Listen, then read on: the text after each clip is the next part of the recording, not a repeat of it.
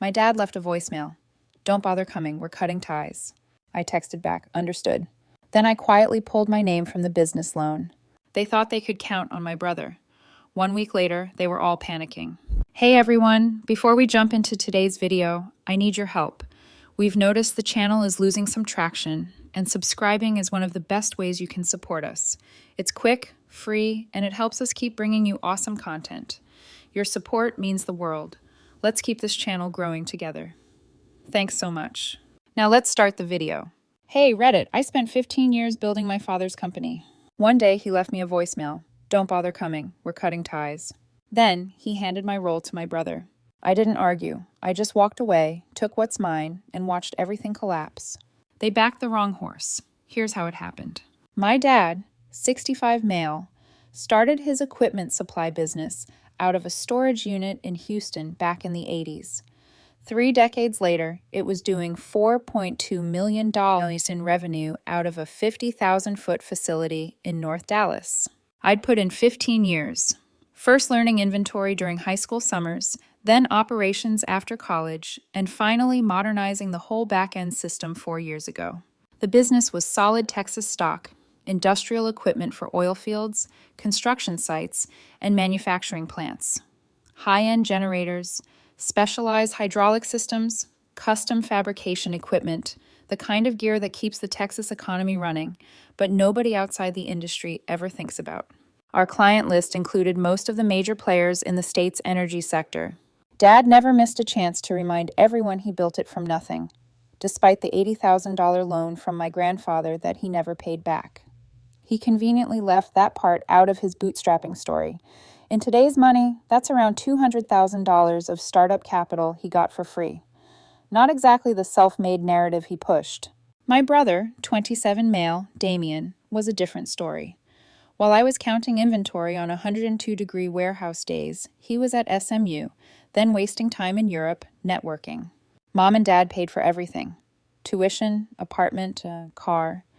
The convertible BMW he wrecked sophomore year was replaced within a week. When he finally joined the business 4 years ago, Dad gave him a VP title despite having 0 experience. Mom was always his biggest defender. When Damien totaled that BMW, it was her who convinced Dad to replace it immediately. He needs reliable transportation for networking events, she'd insisted, while I was driving a 10-year-old Camry with 180,000 miles that I'd paid for myself. She never pushed for me the way she did for him. Damien majored in communications, which basically meant he spent 4 years partying and making connections with other rich kids. His resume consisted of 1 summer internship at a marketing firm where his college roommate's dad was the CEO. Yet somehow, Dad thought he was qualified to run sales at a multi-million-dollar industrial equipment company. I still remember the day Damien first showed his true colors at work. We'd landed a major oil company contract, and I'd spent 6 months setting up the logistics and building a custom inventory system for their specific needs. We're talking 3:00 a.m. nights, weekends sacrificed, and John, my boyfriend at the time, breaking up with me because I was married to the job. On the day of the final presentation to their procurement team, Damien waltzed in 20 minutes late, took over my PowerPoint, and then introduced himself as the architect behind this partnership. When the client asked a technical question about implementation timelines, Damien fumbled, so I jumped in with the answer. Later that day, he cornered me in the warehouse.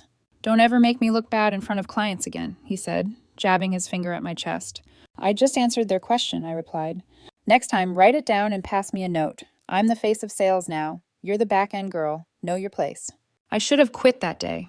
Instead, I swallowed my pride and kept working, telling myself I was doing it for the company my dad built, not for Damien's ego. The oil company contract ended up being worth $1.7 million in the first year alone. But guess whose name was on the commission paperwork? Not mine.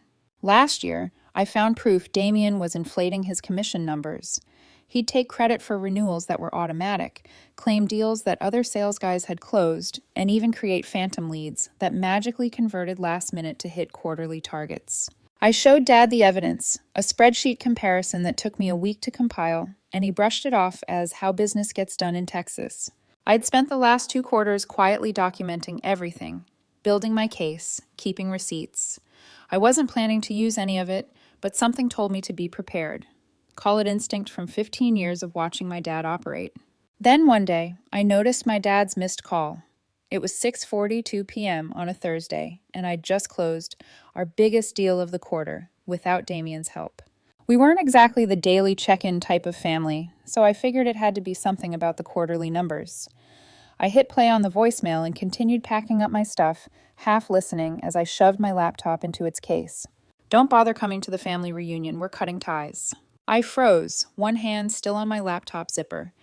7 words delivered in the same flat tone he'd used to cancel a lunch meeting. I stood there for a minute, his voice echoing in my head. The message was cold and efficient, like terminating a contract. After all the years I'd put into the family business, all the weekends I'd sacrificed, all the personal relationships I'd put on hold to help build his empire, this is how he ends it. A voicemail. The family reunion was our annual thing at my dad's ranch in the hill country. Been happening since I was a kid. It wasn't just a family gathering. It was also when we discussed the business direction for the coming year, hashed out major decisions, and set compensation. Cutting me out of that was cutting me out of the business. Through my office window, I could see Damien in Dad's office, both of them looking at paperwork, nodding. Dad never consulted with me that way anymore. Now it all made sense. They weren't just planning next quarter, they were planning my exit. I picked up my phone, my thumbs hovering over the screen. A dozen replies ran through my mind, each one angrier than the last, but finally I just typed a single word. Understood. If he wanted to end things, fine. I wasn't going to beg for an explanation. But if he thought he could cut me out without consequences, he had another thing coming. I reached down and pulled out the thick leather-bound ledger from my bottom drawer. There was my name and neat signature in black ink next to my parents'.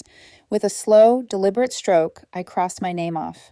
The sound of the pen cutting through the paper felt like a physical act of separation. I took a photo of the modified document with my phone, then opened my email and wrote a message to my personal lawyer. I attached the photo and typed, "Need to talk tomorrow. Family business situation changing. Let's discuss options." I hit send, locked my office door, and walked out of the building without looking back. If my father wanted to play this game, I wasn't going to let him hold my future hostage. The next day, I acted fast. I canceled my flight to the Hill Country Ranch where the reunion was happening, erased the date from my calendar, and sent an email to my parents confirming my intention to step away from the business and requesting a full financial audit. No pleasantries, no attempts to patch things up, just the cold, clear language of a businesswoman walking away from a bad deal. 15 years of my life in that company. 15 years of missed vacations, canceled dates, and postponed plans. For what? To be cut out with a 7-word voicemail? I'd given up a job offer at Amazon's logistics division after college to help Dad expand the business. And for what? So Damien could waltz in and take over? I quietly pulled my name from the business loan documents where I was listed as a guarantor. This wasn't an emotional decision. It was pure risk management if they were cutting me out. I made a few calls to my lawyer to initiate the separation process. It wasn't emotional, it was strategic. My dad taught me that business is business. I was just applying his lesson. While I waited for my lawyer to call back, I backed up every relevant document I had access to. Financial reports, client lists, vendor contracts, anything that might be useful if things got ugly. Not to steal, but to protect myself. When you've spent 15 years building systems, you know exactly where the bones are buried. An hour after I sent my email, Damien texted me. "Always knew you'd bail when things got tough. Don't worry, I've got plenty of ideas to fix your outdated systems. Bet Dad wishes he'd put me in charge years ago." I didn't respond. No point adding fuel to the fire. I just took a screenshot from my records and kept working on my exit strategy. Damien had always been a talker, not a doer. His ideas typically involved spending money we didn't have on consultants we didn't need. The next morning, I got a text from Matthew, one of the warehouse managers who'd been with us for a decade. "Your dad just called an emergency meeting. Announced Damien's taking over your position effective immediately. The guy couldn't tell a circuit breaker from a fuse box if his life depended on it." Apparently, Damien had been telling Dad I was planning to start my own competing business and stealing client information for months. Complete lies. But Damien had always had Dad wrapped around his finger. I spent that night copying all relevant files to my personal storage, taking screenshots of admin access pages, and documenting everything I'd built or implemented. I knew exactly how this would play out. 36 hours later, my phone lit up with a tidal wave of missed calls, 78 from my mother alone, dozens more from my sister, and a handful from my father. I scrolled through the panicked text, frantic voicemails, and increasingly desperate emails. My father's messages started with cautious, probing questions, like someone testing thin ice. But as the hours passed and my silence grew longer, they became more urgent. His words tinged with something I hadn't heard in his voice in years: fear. "Scarlett, you need to call me about the credit line paperwork. It's important." "Daughter, we can discuss it like adults. Call me back." "Scarlett, this isn't a game. The company's at stake here." His accountant, a humorless man from Austin I never liked, left a message that crackled with anxiety. "Scarlett, we need to talk urgently. The credit line is in jeopardy without your signature." I leaned back in my chair and let a slow smile cross my face. I'd given them a head start, but now the storm had hit, and I was just getting started. See, what my dad and Damien didn't realize was that 4 years ago, when I modernized our entire business infrastructure, I'd made myself essential to the operation. Not intentionally. I'd actually documented everything meticulously, but some things you just can't transfer in a day. Things like the personal relationships I'd built with our main suppliers, the custom code that kept our inventory system running, and the specialized knowledge of our clients' needs that I'd accumulated over years. By the third day, the messages had gone from confused to desperate. My mother's voicemails were breathless pleas, her words tumbling over each other. My sister Ariel tried a softer approach. "Hey, Scarlett, I don't know what's going on, but I'm sure it's just a misunderstanding. Let's talk." I didn't answer. Ariel meant well, but I knew my dad too well to think this was just a misunderstanding. On the fourth day, I got an email from the bank that runs our family business accounts. I opened it cautiously, bracing myself for whatever new disaster my parents had cooked up. As I scanned the document, my jaw dropped. My father and Damien had quietly tried to transfer all the remaining funds into a separate account in their names only. They'd even initiated the paperwork to dissolve the original LLC, effectively cutting me out of the picture entirely. The only reason the bank flagged it was because my name was still on some of the original documents, and my signature was required for major financial changes per our operating agreement. An agreement I'd insisted on when we restructured 4 years ago, a detail Dad had probably forgotten about in his rush to push me out. That was it. My dad wasn't just trying to break up the family. He and Damien were trying to cut me off completely, cleanly, for good. They probably thought I'd be too stunned or hurt to act. They didn't realize that by crossing that line, they'd given me the perfect excuse to hit back. I took a deep breath, then called my lawyer. We had a long, intense conversation, and by the end of it, the wheels were in motion for something much bigger than just removing my name from a business loan. "They've made this easy for us," my lawyer said. "Attempted financial fraud is pretty straightforward, but are you sure you want to go this route? Once you pull this trigger, there's no going back." I didn't hesitate. "I'm sure. They started this war. I'm just making sure I win it." The next morning, I pulled together every scrap of paper I had on the family business. I spent hours compiling a comprehensive dossier, highlighting every shady move, every questionable expense, every suspicious transaction my father and brother had ever made. Years of bottled-up frustration fueled my focus. Dad's habit of categorizing personal expenses as business write-offs. Damien's inflated commission reports.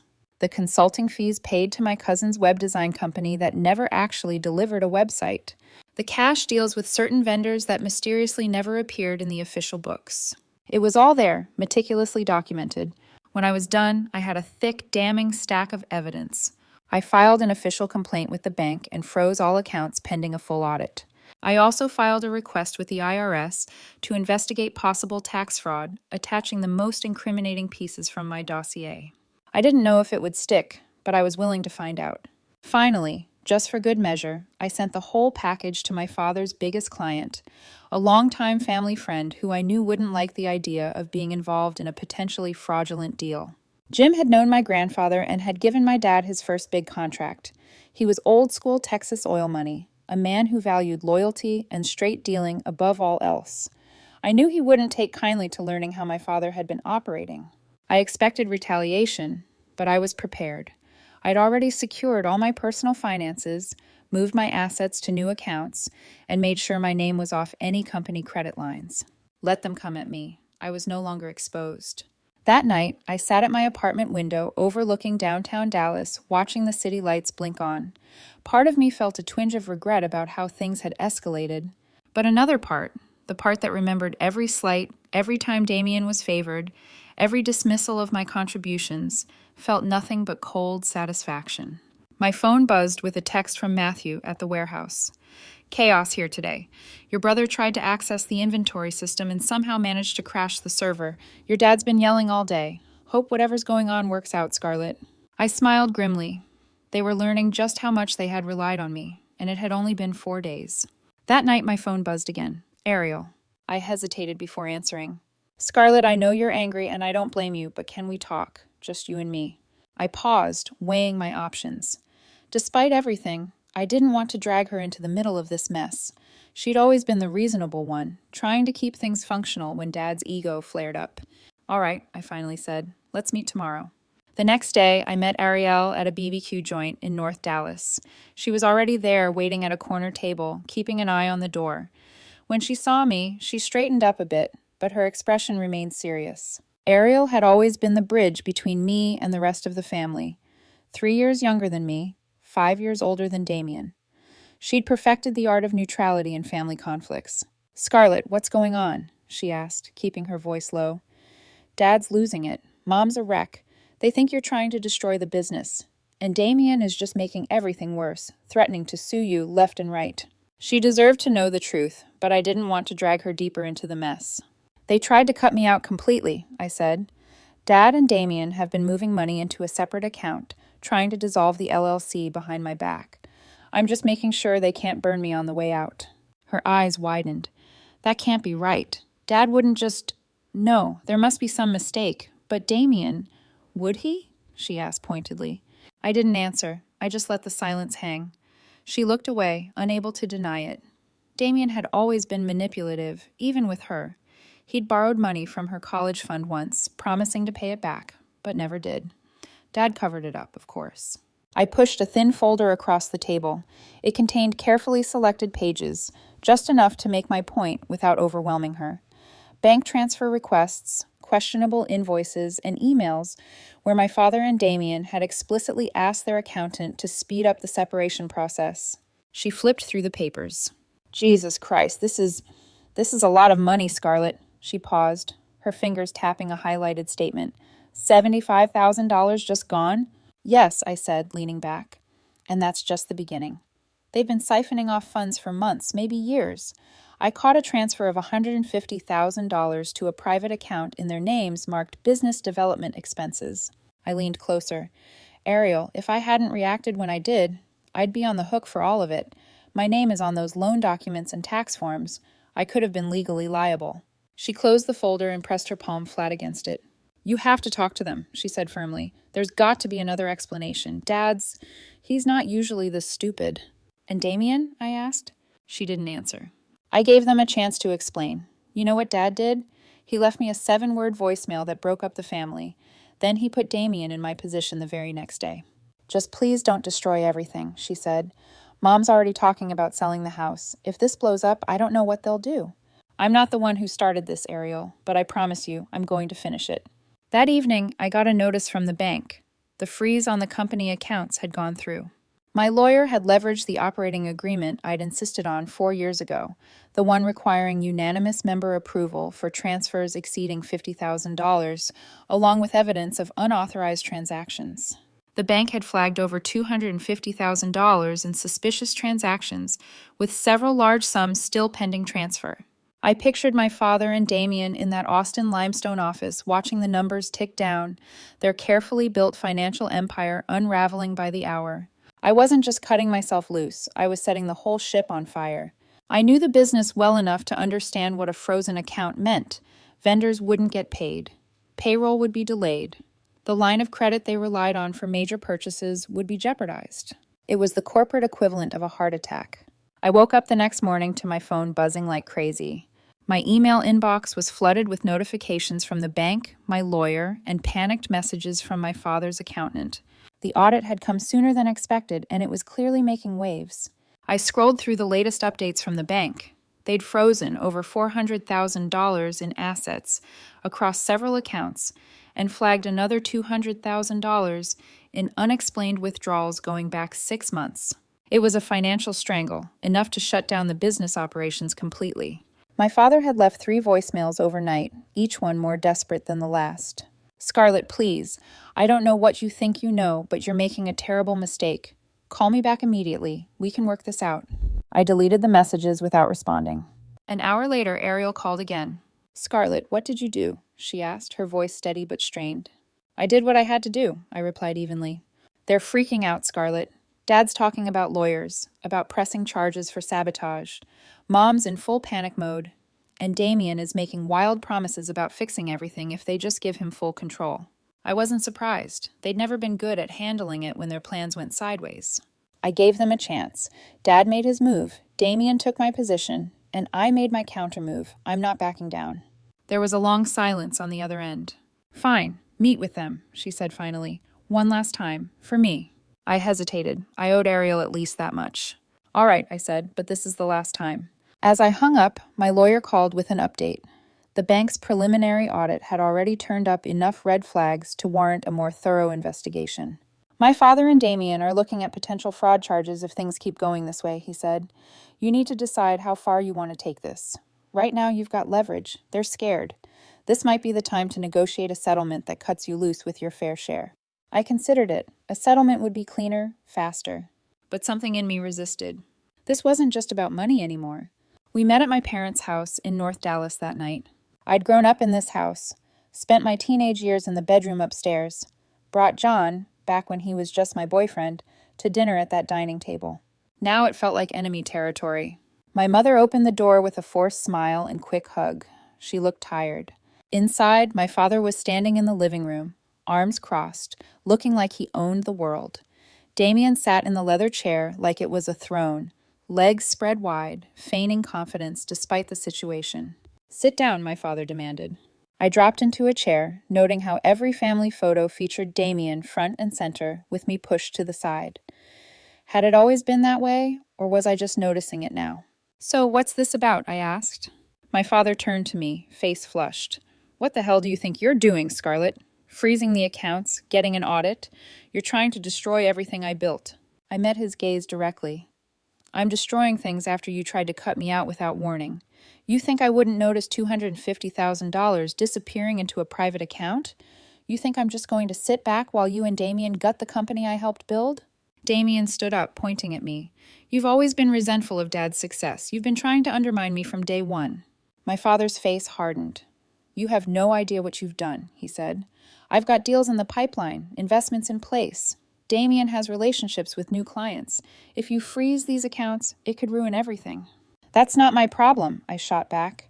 "You made your decision when you tried to cut me out of the business and replace me with Damien. I'm just protecting what's mine." There was a long silence. Then Damien leaned back in his chair with a smirk. "Don't worry, Dad.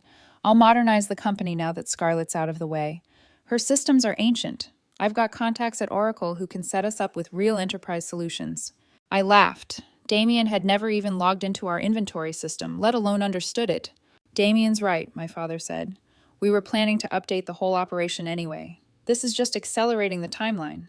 I looked at my father and saw something I'd never noticed before. He was scared. Beneath all the blustering and threats, he was terrified that his empire was slipping away. And instead of facing reality, he was doubling down on the fantasy that Damien could somehow save everything. My dad leaned in, voice low and threatening. "Fine. You want to play hardball? You want to burn this family down? I'll show you what it really looks like." I held his gaze. I'd come too far to back down now. Ariel stepped between us. "Stop. All of you. This isn't solving anything." I stood up and grabbed my jacket. "You wanted me here, Ariel? I came, but I'm done trying to reason with them." I turned and walked out, shutting the door firmly behind me. As I got into my car, my phone buzzed with a new email, a message from my lawyer. My parents and Damien had just filed a lawsuit claiming I had sabotaged the business and illegally taken control of their accounts. I let out a short laugh and tossed my phone on the passenger seat. So this was how they wanted to play it? Fine. I'd given them a chance to walk away. Now I'd make sure they had nothing left to fight for. The lawsuit hit me harder than expected. My father and Damien had gone nuclear, accusing me of everything from embezzlement to corporate sabotage. Their claims were outrageous, but the stakes were real. If they convinced a judge I'd illegally seized the accounts, I could be on the hook for hundreds of thousands in damages. I'd expected them to be angry, but I hadn't expected them to be this stupid. It was like they were begging to be caught. I spent the next week buried in legal documents, my lawyer working overtime to counter each new motion they filed. They had even dragged Ariel into it, calling her as a witness against me, probably hoping to break my resolve. Then, 2 days before the first court date, I received a message from my father's accountant. "Scarlett, we need to meet in private. There are things you need to know." I met him that night at a roadhouse off Interstate 35. He was already there when I arrived, looking nervous. He waved me over, glancing around the room. "Scarlett, I shouldn't be here. If they find out—" He nervously adjusted his glasses. "The IRS has been sniffing around some of our filings. With the lawsuit and court-ordered audit, I could be looking at criminal charges for my part in this. I need to get ahead of this." "Just tell me what this is about," I said, sitting across from him. He leaned forward, voice dropping. "Your brother, he's been hiding money for years. Offshore accounts, shell companies, under-the-table cash deals. Your father only found out recently, but he's been covering for him. It's bad." I'd expected some financial misconduct, but this sounded much worse. "How bad?" "Tax evasion, wire fraud, maybe money laundering. I've been cooking the books at their instruction for years, but this lawsuit, if it goes to discovery, we're all exposed. I can't risk my license, my freedom." He slid a flash drive across the table. "Everything you need is on here. Bank statements, wire transfers, contracts. Your brother has been systematically bleeding the company dry for years, and your father has been helping cover it up. It's enough to sink them both." That night, I reviewed the files. It was all there. Over $750,000 had been quietly siphoned out of the company, with Damien's fingerprints all over it and my father's signature approving most of it. There were equipment purchases that never happened, consulting fees paid to shell companies Damien controlled, and even a fake warehouse lease that was actually funding his condo in South Padre Island. My father had signed off on all of it, either knowingly or in willful ignorance. The next morning, I sent everything to my lawyer with a note. "Let's get this over with." By the time the court date arrived, my parents and Damien were backed into a corner. Their accounts were frozen, their business reputation in tatters. And now, with this new evidence, they were staring down potential criminal charges. My father looked older as he entered the courtroom, his usual swagger gone. Damien wasn't even there. He had apparently gone out of town on business the night before. The judge took less than an hour to rule. The evidence was overwhelming. The case was dismissed, and the court ordered a full forensic audit of my parents' finances and the business. I watched my father's face as reality set in. He hadn't just lost the business. He'd lost everything.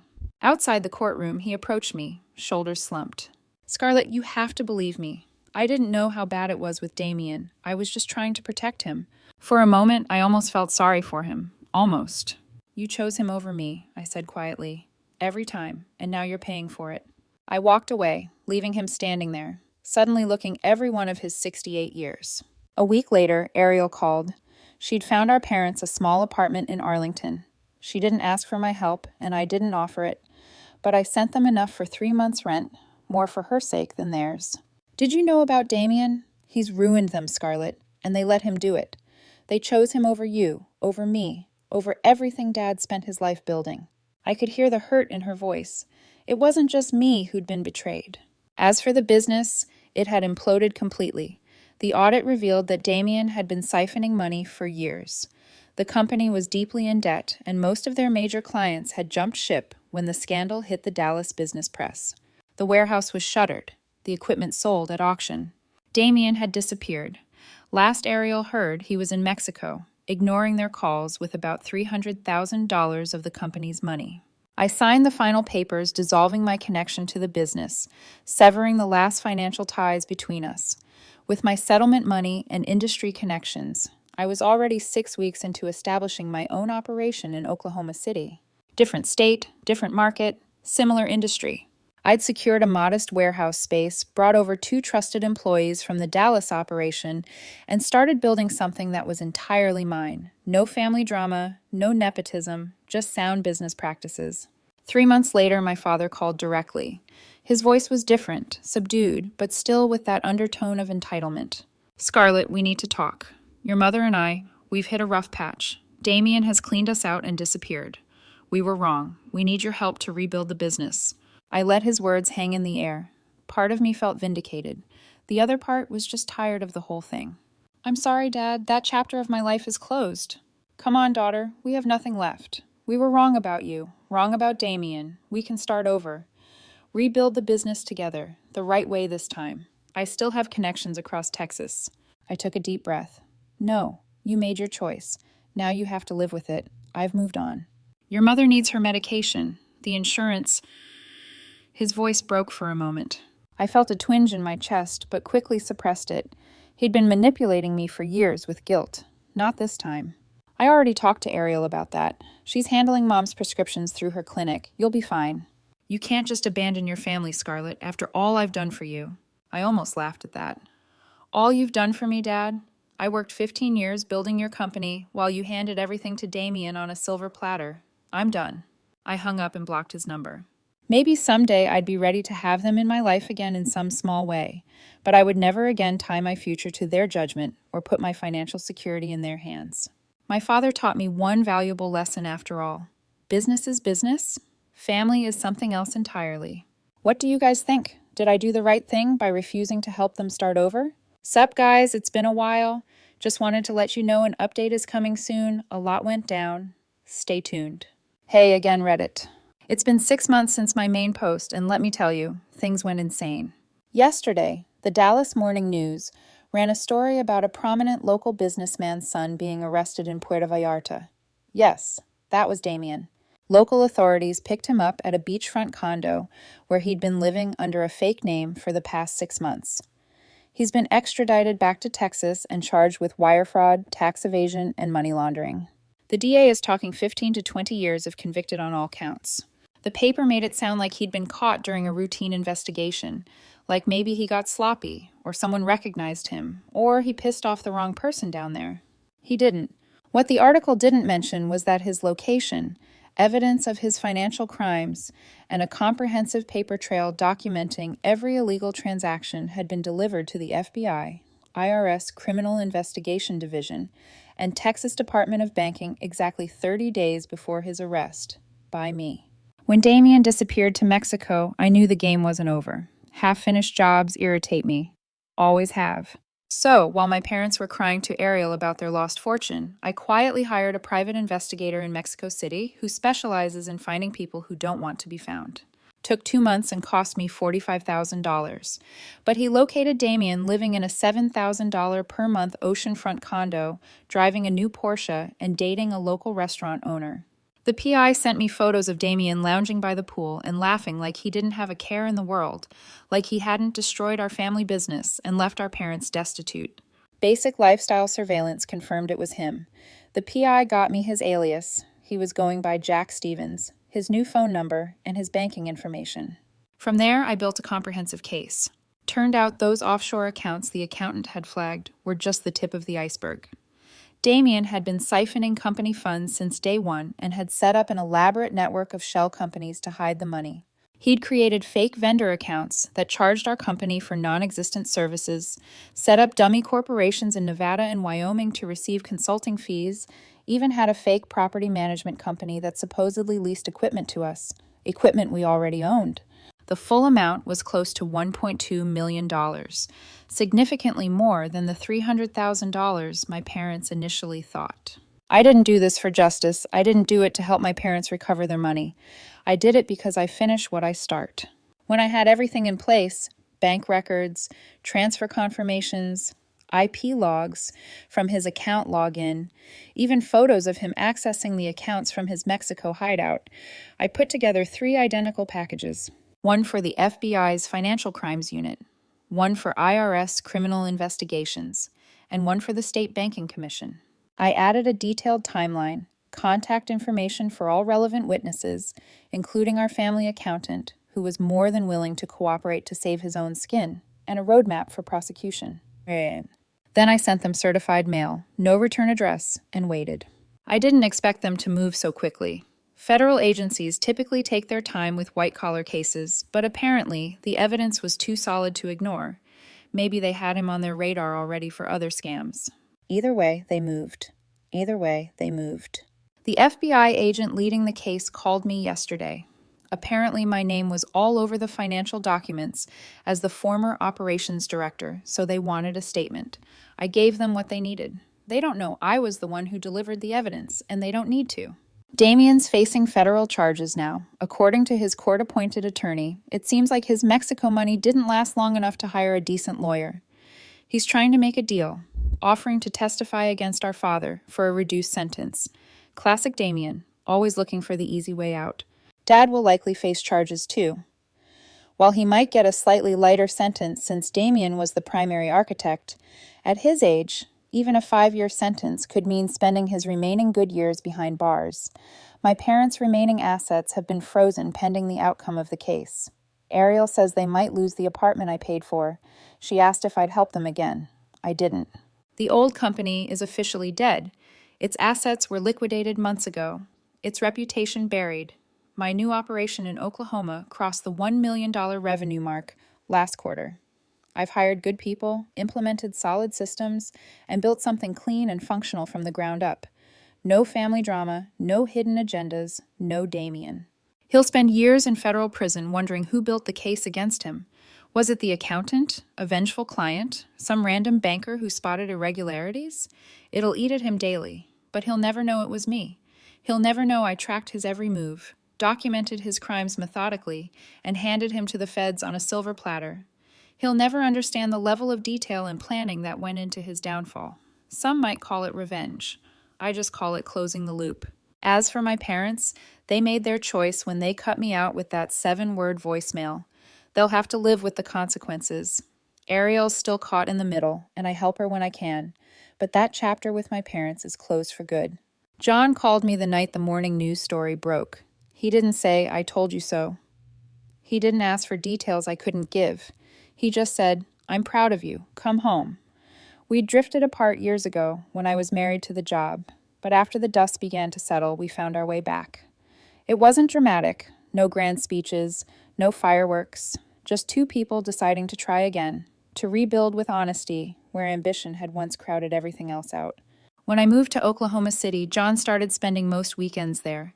He helped me paint the warehouse office after hours, ate takeout with me on the loading dock, and learned the difference between a hydraulic pump and a pressure intensifier because he wanted to understand my world.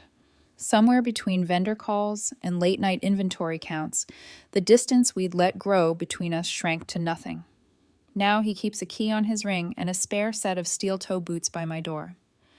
We're not rushing labels, but we're together, and this time, I'm not letting the business devour what matters. I think about my father sometimes, about the man who loved to tell the story of how he built everything from nothing, skipping the part where he started with an $80,000 interest-free loan from his own father. I think about how he mistook bluster for leadership and proximity for loyalty, how he believed a title could make a son into a steward and a daughter into a liability. In the end, the numbers didn't care about his mythology. Bank ledgers don't blink. Audits don't flinch. Truth arrives with a timestamp, and when it does, all the speeches in the world can't talk it down. Ariel visited me last month. We walked along the Bricktown Canal and ate empanadas from a food truck, and she told me Mom had taken up knitting again, that Dad was quieter, that the apartment felt too small for all that history. She didn't ask me to forgive them. She didn't ask me to forget. She just asked me to keep moving forward and to leave a light on for the kind of peace that doesn't require anyone to pretend the past didn't happen. At the warehouse the next morning, I stood on the mezzanine and watched my team prep a shipment bound for a refinery turnarounds project. Pallets tight and labeled, manifests exact, lift operators moving like they were born with joysticks in their hands. I thought about all the nights I'd spent alone in the Dallas facility, a ghost keeping the machinery humming while someone else collected the applause. I thought about the ledger I'd crossed my name off, the way the pen cut through the paper like a blade through a tether. Funny thing about cutting ties, you don't realize how heavy the rope was until you've put it down. Around lunch, my phone buzzed. It was a text from John, a photo of 2 coffees and a brown bag labeled with my name in Sharpie. Dropping by in 10, don't schedule me, just steal me 5 minutes. I smiled, the kind that reaches the eyes and softens the jaw. Some victories you measure in invoices paid and audits closed. Some you measure in how easily you breathe when the right footsteps echo up the stairs. I don't know what will happen to my father. Maybe he'll plead out. Maybe he'll fight it all the way to a verdict and carry his certainty like armor until the gavel knocks it from his hands. I do know this. Love without accountability curdles into entitlement, and business without integrity is just theft on a timer. When the PI sent me the last batch of photos from Puerto Vallarta, Damien in mirrored sunglasses, smirking at a sunset he didn't earn, I didn't feel triumph. I felt completion. A loop closed, a system reconciled, the ledger balanced. People ask if I regret anything. I regret waiting as long as I did to choose myself. I regret every time I mistook proximity for protection, every time I explained away the obvious because blood told me to, but I don't regret drawing a line and defending it. I don't regret building something new on clean ground. That night, after the crew clocked out, John and I sat on the tailgate of his truck and watched the sodium lights wash the lot in gold. He wrapped his arm around my shoulders and rested his chin on my hair. "What now?" he asked. "Now I keep doing what I do," I said. "Make sure the right equipment gets to the right people at the right time. Pay my team first. Sleep when the work's done. And when the phone rings with a ghost from Dallas, I let it go to voicemail." He laughed softly. "And us?" I glanced up at him. "Us is the part I don't outsource." He kissed my temple. "Good." In the end, Damien taught me something too. Always check who's moving pieces behind the scenes. Always read the footnotes. Always verify the signatures. Business is business. 6 months later, Oklahoma City felt less like a temporary base and more like home. My warehouse had grown from 2 employees to 9, with contracts stretching into Kansas and Arkansas. Revenue doubled quarter over quarter. The difference wasn't just numbers, it was atmosphere. People showed up early, solved problems without drama, and left at the end of the day knowing they were valued. One Friday evening, after invoices were cleared and forklifts parked, I walked the floor in silence. The place smelled like oil and fresh paint, but underneath it all, there was something cleaner: freedom. The walls weren't haunted by family politics. Every bolt on every shelf was part of something I'd built on my own terms. John was waiting in the parking lot, leaning against his truck with 2 coffees in hand. He waved when he saw me. For years, he had watched me put work before everything. Now he watched me put balance first. It wasn't perfect, but it was real. "Ready?" he asked. "Ready," I said. We drove to the lake just outside the city. As the sun dipped low, I thought about my parents. I hadn't spoken to Dad since the trial date was set. Ariel kept me updated in careful pieces. How Mom cried more often than not, how Dad looked smaller in every sense, how Damien tried bargaining away everyone but himself. Part of me wanted to feel triumph, but what I felt was distance. The storm had passed, and in the stillness, I realized I didn't owe them anything anymore. Not vengeance, not forgiveness, not even hate, just silence. John slipped his hand into mine. "Still thinking about them?" "Sometimes," I admitted, "but less every day." "That's good," he said, "because they took enough of your life already." He was right. For 15 years, I'd poured myself into a legacy that was never meant to be mine. But now I had something better, a foundation that couldn't be yanked out from under me, because I had laid every brick myself. That night, when we got back to my place, I checked my email one last time before bed. A message sat at the top of my inbox. It was from an industry journal. "Congratulations, Scarlett Hayes, one of Oklahoma's top emerging entrepreneurs of 2025. I stared at it for a long time, not because of the recognition, but because of the name. My name, no one else's. For years, my identity had been buried under my father's shadow and Damien's chaos. Now, the world was finally seeing me. Scarlett, not someone's daughter, not someone's sister, just me. I shut the laptop, turned out the light, and slid under the covers next to John. He pulled me close without a word.